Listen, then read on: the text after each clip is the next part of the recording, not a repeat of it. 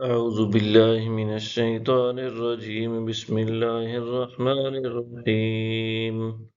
وكان له ثمر فقال لصاحبه وهو يحاوره أنا أكثر منك مالا وأعز نفرا اور اس شخص کے پاس اس کے سوا بھی بہت سے پھل یعنی وسائل تھے،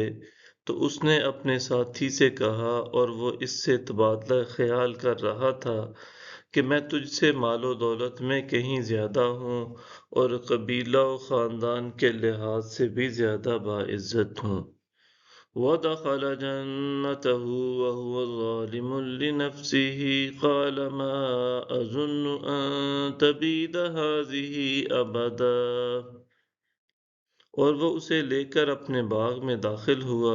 تکبر کی صورت میں اپنی جان پر ظلم کرتے ہوئے کہنے لگا،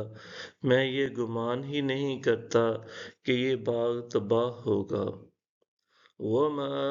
أَظُنُّ السَّاعَةَ قَائِمَةً وَلَئِن رُّدِدتُّ إِلَىٰ رَبِّي لَأَجِدَنَّ خَيْرًا مِّنْهَا مُنقَلَبًا، اور نہ ہی یہ گمان کرتا ہوں کہ قیامت قائم ہوگی، اور اگر بالفرض میں اپنے رب کی طرف لوٹایا بھی گیا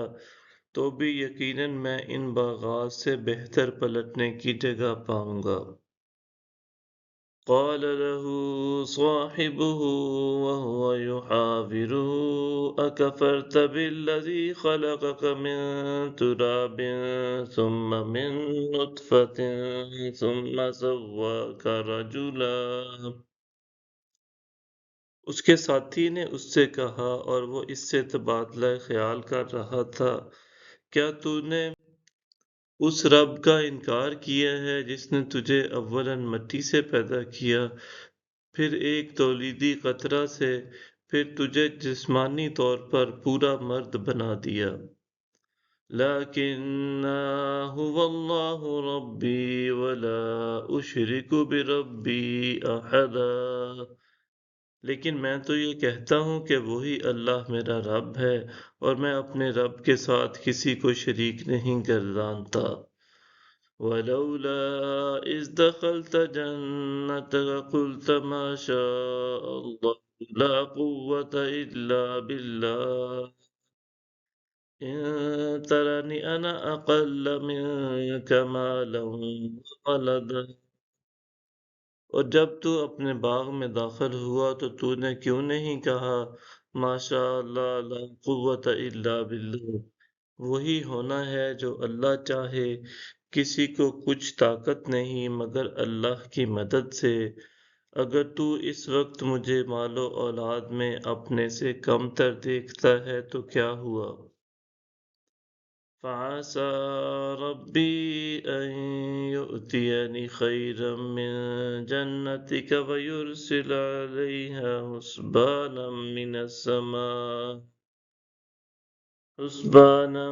مِّنَ السَّمَاءِ فَتُصْبِحَ صَعِيدًا زَلَقًا، کچھ بعید نہیں کہ میرا رب مجھے تیرے باغ سے بہتر عطا فرمائے اور اس باغ پر آسمان سے